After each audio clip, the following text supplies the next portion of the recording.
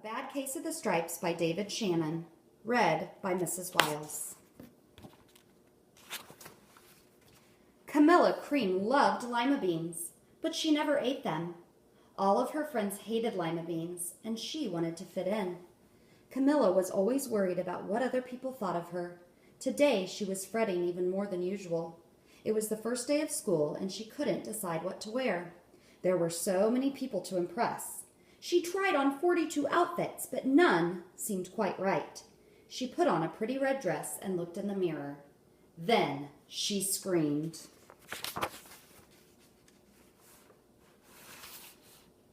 Her mother ran into her room and screamed too. "Oh, my heavens," she cried, "you are completely covered with stripes." This was certainly true. Camilla was striped from head to toe. She looked like a rainbow. Mrs. Cream felt Camilla's forehead. "Do you feel all right?" she asked. "I feel fine," Camilla answered. "But just look at me." "You get back in bed this instant," her mother ordered. "You're not going to school today." Camilla was relieved. She didn't want to miss the first day of school, but she was afraid of what the other kids would say. She had no idea what to wear with those crazy stripes.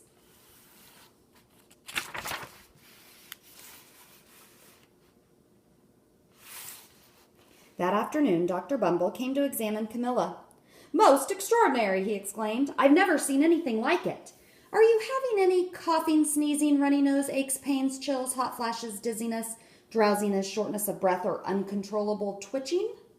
"No," Camilla told him. "I feel fine." "Well then," Dr. Bumble said, turning to Mrs. Cream, "I don't see any reason why she shouldn't go to school tomorrow. Here's some ointment that should help clear up those stripes in a few days. If it doesn't, you know where to reach me." And off he went.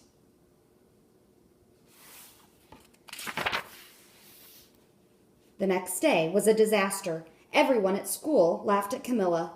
They called her Camilla Crayon and Night of the Living Lollipop. She tried her best to act as if everything were normal. But when the class said the Pledge of Allegiance, her stripes turned red, white, and blue, and she broke out in stars.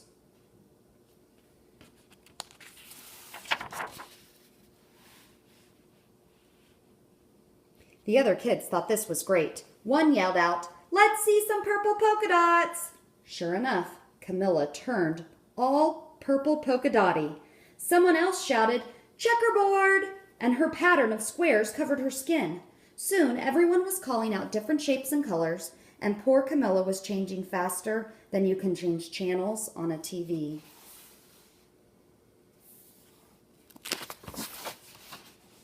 That night, Mr. Harms, the school principal, called. "I'm sorry, Mrs. Cream," he said. "I am going to have to ask you to keep Camilla home from school. She's just too much of a distraction, and I've been getting calls from other parents. They're afraid those stripes might be contagious." Camilla was so embarrassed. She couldn't believe that 2 days ago everyone liked her. Now nobody wanted to be in the same room with her. Her father tried to make her feel better. "Is there anything I can get you, sweetheart?" he asked. "No, thank you," sighed Camilla. What she really wanted was a nice plate of lima beans, but she had been laughed at enough for one day.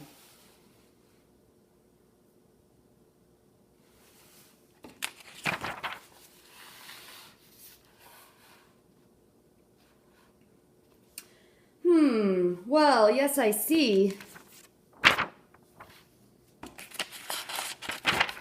Well, yes, I see," Dr. Bumble mumbled when Mr. Cream phoned the next day. "I think I better bring in the specialists. We'll be right over." About an hour later, Dr. Bumble arrived with 4 people in long white coats. He introduced them to the Creams. "This is Dr. Grop, Dr. Sponge, Dr. Cricket, and Dr. Young." Then the specialists went to work on Camilla. They squeezed and jabbed and tapped and tested. It was very uncomfortable. "Well, it's not the mumps," concluded Dr. Grop. "Or the measles," said Dr. Sponge. "Definitely not the chicken pox," put in Dr. Cricket. "Or sunburn," said Dr. Young. They each handed her a bottle filled with different colored pills. "Take one of each before bed," said Dr. Grop. Then they filed out the front door, followed by Dr. Bumble.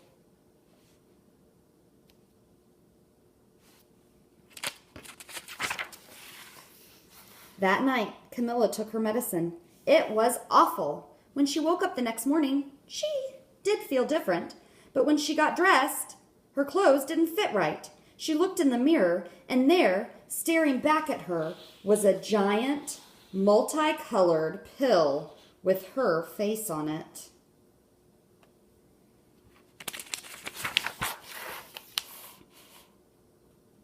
Dr. Bumble rushed over as soon as Mrs. Cream called, but this time, instead of the specialists, he brought experts. Dr. Gord and Mr. Mellon were the finest scientific minds in this land. Once again, Camilla was poked and prodded, looked and listened to. The experts wrote down lots of numbers, then they huddled together and whispered. Dr. Gord finally spoke. "It might be a virus," he announced with authority. Suddenly, little fuzzy virus balls appeared all over Camilla, or possibly some form of bacteria, said Mr. Mellon. Out popped squiggly little bacteria tails. Or it could be a fungus, added Dr. Gord. Instantly, Camilla was covered with different colored fungus blotches. The experts looked at Camilla, then at each other. "We need to go over these numbers again, back at the lab," said Dr. Gord. "We'll call you when we know something." But the experts didn't have a clue, much less a cure.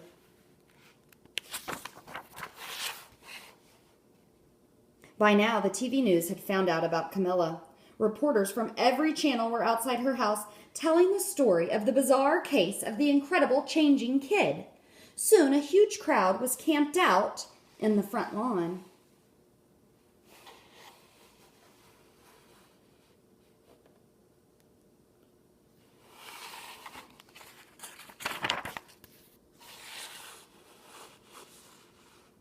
The Creams were swamped with all kinds of remedies from psychologists, allergists, herbalists, nutritionists, psychics, an old medicine man, a guru, and even a veterinarian. Each so-called cure only added to poor Camilla's strange appearance, until it was hard to even recognize her. She sprouted roots and berries and crystals and feathers and a long furry tail, but nothing worked.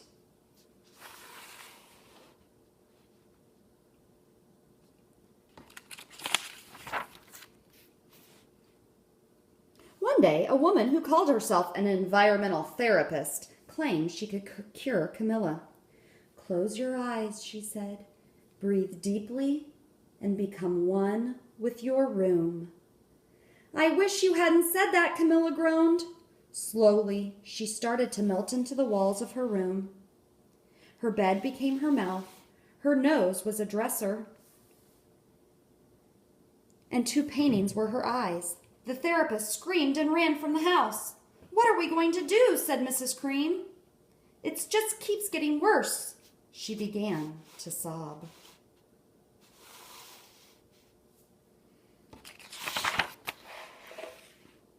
At that moment, Mr. Cream heard a quiet little knock at the front door. He opened it, and there stood an old woman who was just as plump and sweet as a strawberry. "Excuse me," she said brightly, "but I think I can help."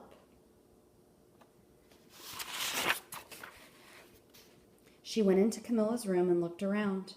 "My goodness," she said with a shake of her head, "what we have here is a bad case of stripes, one of the worst I have ever seen." She pulled a container of small green beans from her bag.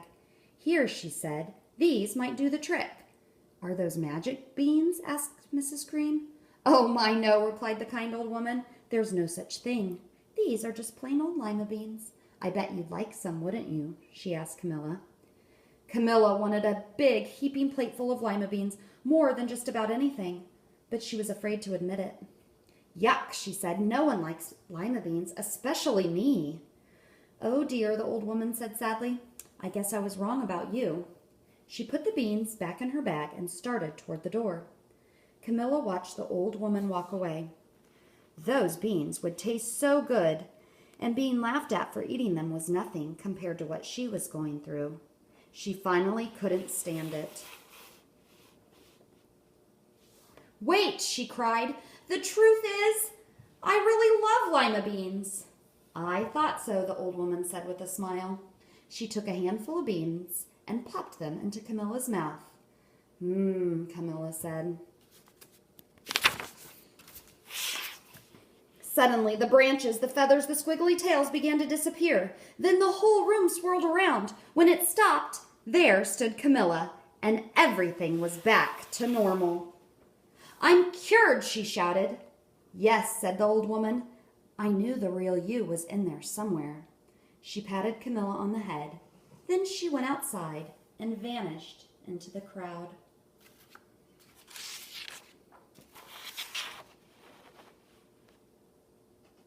Afterward, Camilla wasn't quite the same. Some of the kids at school said she was weird, but she didn't care a bit. She ate all the lima beans she wanted, and she never even had a touch of the stripes again.